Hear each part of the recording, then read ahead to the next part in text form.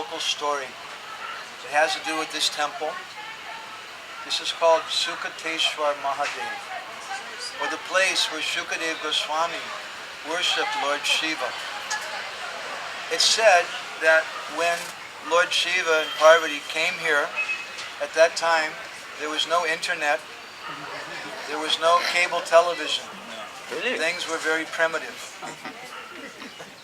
The entertainment that they had was a much better kind of entertainment. It's an entertainment of hearing Srimad Bhagavatam. In Orissa, there's a great tradition of hearing Srimad Bhagavatam. In practically every village, traditionally, there's one small building they call the Bhagavat Tungi. And every night, before television came, now things are a little different. But it used to be that everybody would gather together every night to hear Srimad Bhagavatam. Sometimes other Puranic stories, and they would do kirtan and things together. And that was their entertainment. So Parvati and Lord Shiva were here in Bhubaneswar alone. And they gathered together under one mango tree.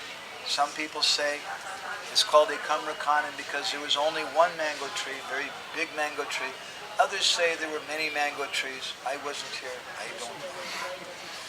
It's called a Kamrakanan. So Lord Shiva, he was speaking Srimad Bhagavatam to Parvati. And Parvati was listening very attentively. She had taken some courses perhaps in the university in attentive listening.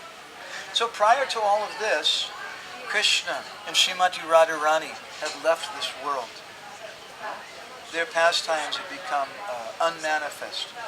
So Srimati Radharani had one parrot. And that parrot was very dear to her. The parrot would sit on her left hand. And Srimati Radharani would feed the parrot pomegranate seeds. And she would tell the parrot, Krishna Bol, Krishna Bol.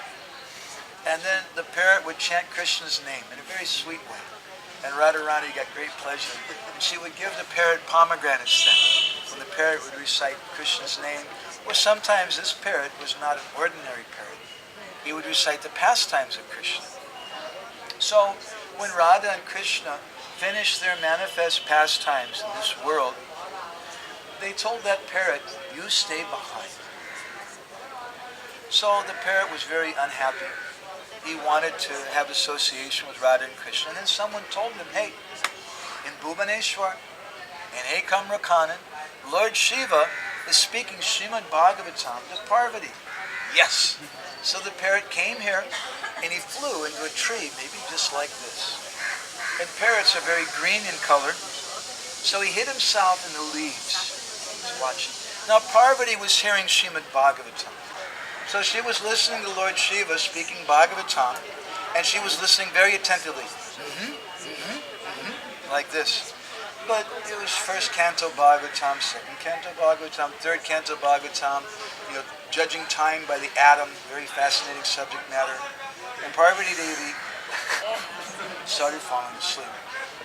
And Lord Shiva noticed after a few minutes that Parvati was sleeping. But something was going on. The sound was still coming. And Lord Shiva's looking, who is making that sound? And then he looked in the tree. And there was a parrot. He was a very eager parrot to hear Krishna Katha. And he was making that sound because he understood, if I don't keep making the sound, then Lord Shiva will stop. So he kept making the sound. So then Lord Shiva, who's also known, he's known as Ashutosh, he's very easily pleased. And he has different expansions called Rudras. Rudra means very angry. And he can become a very angry fellow. You don't want to make Lord Shiva angry. So he became angry because Srimad Bhagavatam is Paramahamsa Sanghita. It's not really meant for everyone. It's meant especially for those devotees who are Nirmatsaranam Satam Devya, who are Nirmatsaranam Satam, who is situated on the platform of non-enviousness. We want to hear Srimad Bhagavatam. We have to be free from envy. So Lord Shiva didn't know this parrot. He thought maybe he escaped from the zoo or something. He didn't know. He picked up his Trishula and he started chasing the parrot. The parrot started flying away. The parrot was not afraid. The Bhagavatam describes, first canto, chapter 7, Shoka Moha Bhayapaha. And Vishwanath Chakravarti Thakur comments in this verse. He says that this describes the external symptoms of someone who hears Srimad Bhagavatam. Shok, Moha, Bhaya. Fear, lamentation, illusion, they all go away if you're hearing Srimad Bhagavatam. So Lord Shiva became upset, started chasing the bird. The bird wasn't afraid. He was just disappointed because there was no more Krishna Katha. He stopped. So he was flying north to the Himalayan mountains to a place called Badrik Ashram. And there in Badrik Ashram, someone had told him that Srila Vyasadeva was speaking Srimad Bhagavatam to his wife.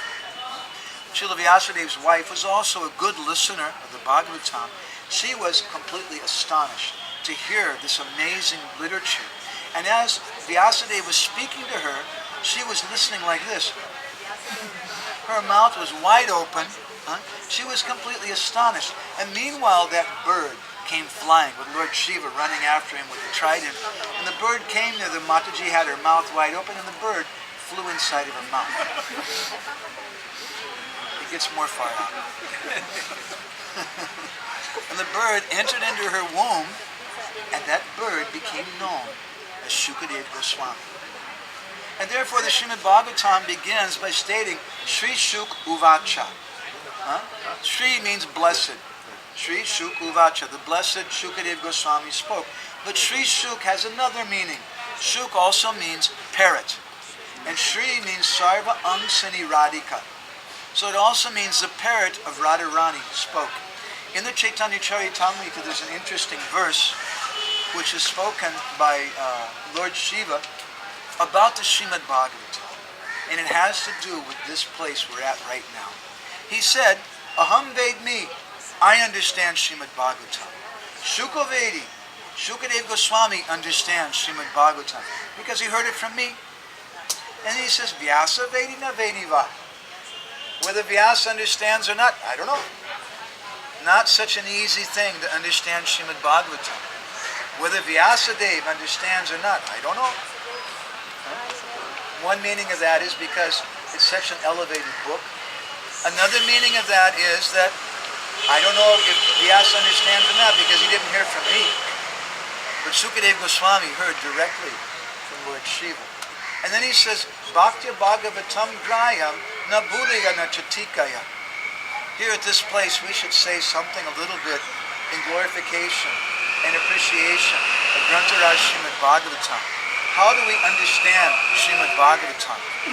It said there that Bhaktya Bhagavatam Grayam na Buddhaya na Chatikaya. You cannot understand Srimad Bhagavatam by your intelligence.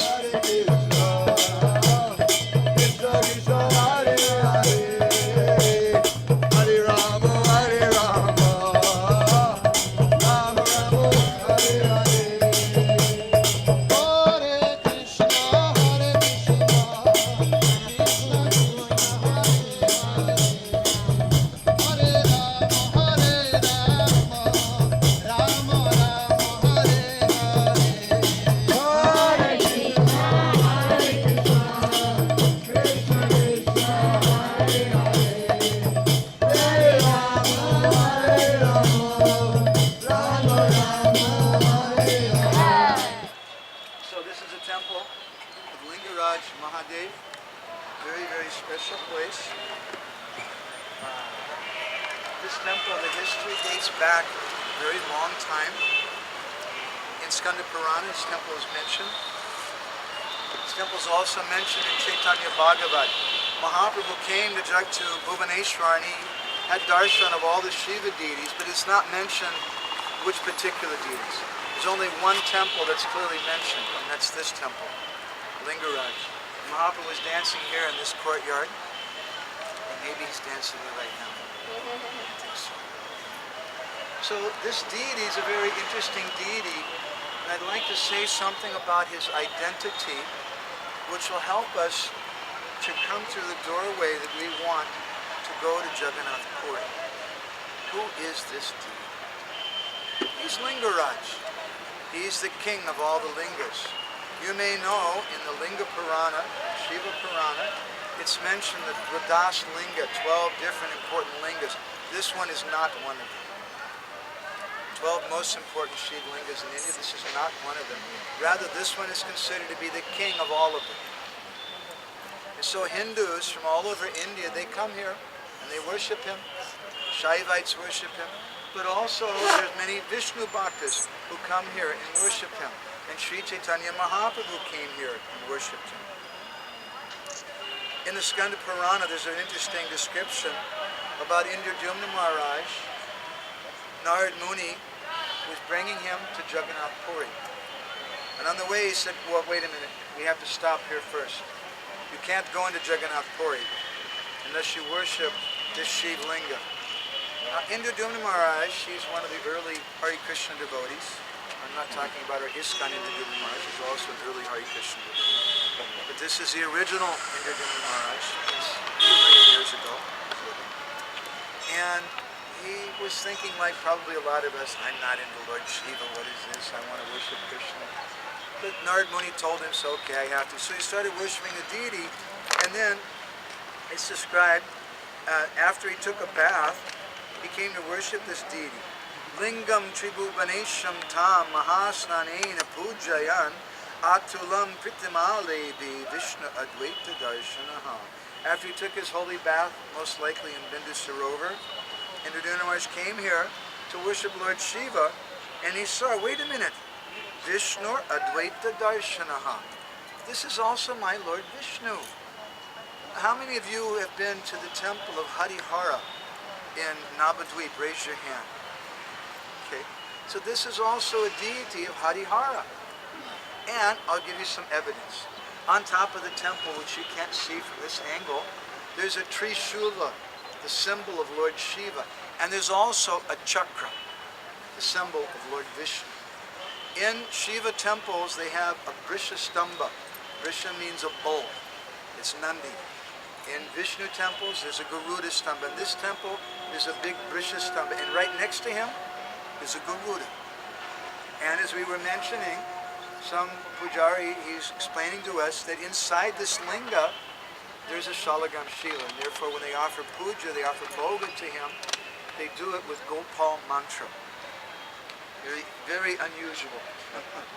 So this temple, another interesting few things about it, they say this was a, there's a word for it, Spatika Linga, that if you touched iron to it, it would turn to gold. And the Pandits were very fond of him. And they were becoming very wealthy, and then the Lord saw this wasn't that good, and he told the king, stop this. So the king covered him over. And he made this big giant linga there, and this other linga is supposed to be underneath. Now, this temple is 65 feet high. The walls are 7.5 feet thick on the bottom. This is the second largest temple in all of Orissa. The first largest temple is the Jagannath Mandir in Puri. When Kalapahad came here, we told you the unpleasant story about Kalapahad, the Muslim who came to break the temples. When he came here, he started breaking things, and he said, hey, what's in this big temple room here? And they knew Kalapahad was coming, so they put a bunch of straw in there over the linga. And they said, oh, that's where we keep the straw for our cows. So Kalapahad looked inside, and he saw a bunch of straw. He said, okay, apparently Kalapahad's not so intelligent. Except, yeah, they built this giant temple to keep straw for the cows. Cows are very important to Hindus. So he didn't break the linga. So we can understand a few different ways people saw this linga. So many different conceptions are there about Lingaraj Mahadev. The Hindus worship him as Lingaraj, the king of all the Shiv lingas. Some people see him as Harihara. Some people see a Shalagam Shila inside of him. When Srila Bhaktisiddhanta came to Bhubaneswar on his last trip, he arrived at the train station, same train station you came to. He got down off the train, and immediately he fell down on the ground and offered obeisances and began to recite a prayer. Vrindavana Banipate Jaya Soma Soma Mole Sanandana Sanatana Nada Deja Gopishwara Brajabilasi Yugangri Padme Prema Prayacha Niruparinamo Namaste. This is a verse written by Srila Vishwanath Chakravarti Thakur, and it's a prayer to Gopishwar Mahadev. Srila Bhaktisiddhanta Saraswati Thakur, he said that this deity of Lingaraj is Gopalini, is Gopishwar, who grants entrance into Vrindavan. So it's a long story. We're going to explore it further. Why Mahaprabhu came to Jagannath Puri when he wants to go to Vrindavan.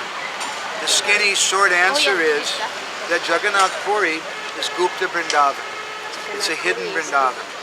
And so therefore Chaitanya Mahaprabhu, before he went to Jagannath Puri, he first came here and had darshan of Lingaraj, who's none different from Gopishwar Mahadev. Gopishwar Mahadev grants one entrance into Vrindavan. So before he went to Puri, he came here. And we also want to do the same thing. And we want to pray to Lord Shiva in that way. Oh my dear Gopishwar Mahadev, you grant entrance into Vrindavan. You please grant us entrance into that Vrindavan of Jagannath Puri. May we see Vrindavan there. This is our prayer.